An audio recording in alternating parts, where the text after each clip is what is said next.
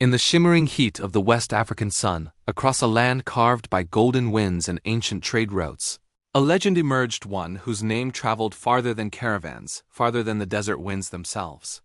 His name was Mansa Musa, the ruler of the Mali Empire, a king whose wealth would defy imagination and echo across centuries.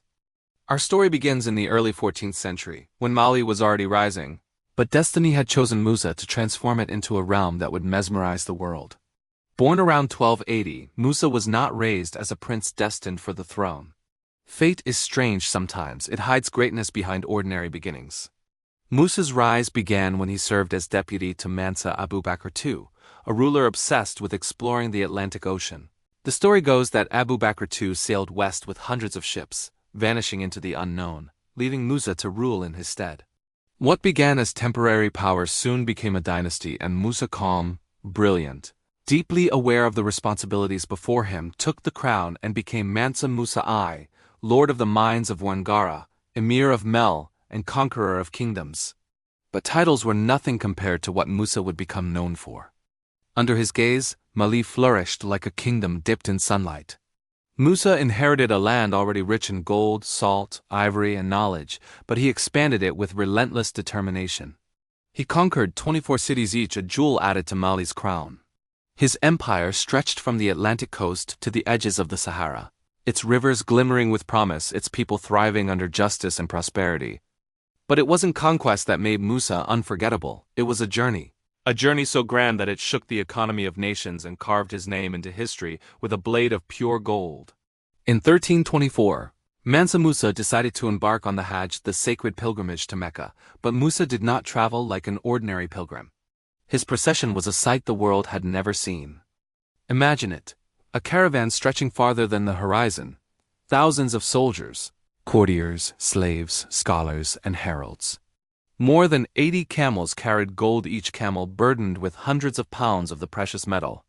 Musa's robes shimmered, his crown reflected the burning sun, and every step of his colossal journey turned the desert into a living legend. People traveled miles just to catch a glimpse of him. When he reached Cairo, the city erupted into chaos, not of fear, but of awe. The Sultan of Egypt, Al-Nasir Muhammad, invited Musa to meet him, but the Malian king, proud and conscious of his stature, initially refused to bow. Two powerful worlds collided in a dance of etiquette, wealth, and royal pride. Musa eventually visited the Sultan, but what the world remembered most was not their meeting, it was Musa's generosity.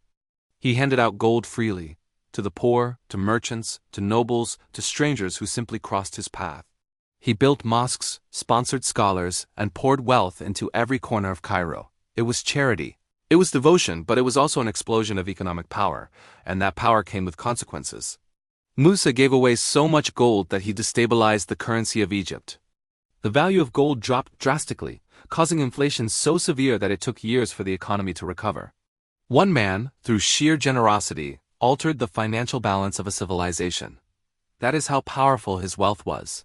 From Cairo to Mecca, his journey continued with the same grandeur. Musa fulfilled his pilgrimage with dignity and faith, and when he returned home, he brought more than memories. He returned with architects, scholars, and idea seeds that he would plant in Mali to make it not just wealthy, but immortal.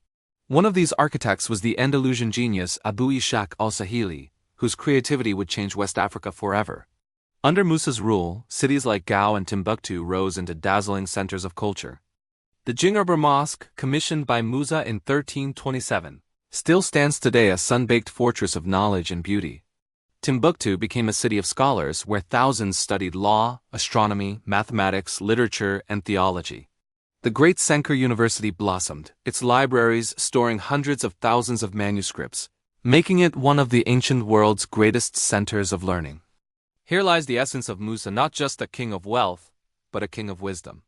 He understood that riches fade, but knowledge builds eternity. And yet his wealth was so indescribable that even the greatest chroniclers struggled to explain it. When European mapmakers drew the Catalan Atlas in 1375, long after Musa's death, they painted him holding a massive golden orb crowned in splendor and labeled him the richest king in all the land. It was an exaggeration. Some modern historians estimate that Musa's wealth, adjusted to today's world, would exceed $400 billion. Others simply say, he was the richest man to ever walk the earth.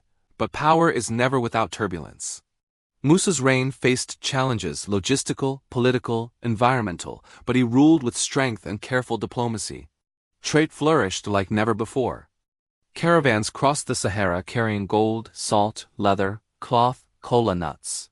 Mali became the beating heart of West Africa's economy, its influence stretching far beyond its borders. Musa's leadership brought stability, justice, and advancement. He supported Islamic law while respecting local traditions. He built schools, mosques, libraries, and trading hubs. His people prospered because their king understood that leadership was not about hoarding power, it was about sharing it. By the time Mansa Musa passed away somewhere between 1332 and 1337, he had created an empire unlike anything Africa or the world had ever seen. His son Magan succeeded him, but the shadow Musa cast was enormous. Kingdoms rise and kingdoms fall, but Musa's legacy remained carved into history, shimmering like his caravans beneath the desert sun. His pilgrimage still stands as the most extravagant journey ever recorded. His empire remains a symbol of African excellence, power, and sophistication. His image on medieval maps proves how far his influence reached. His passion for education ensured that knowledge would bloom long after his golden caravans disappeared. And so centuries later, when people speak of wealth, they compare it to kings and empires.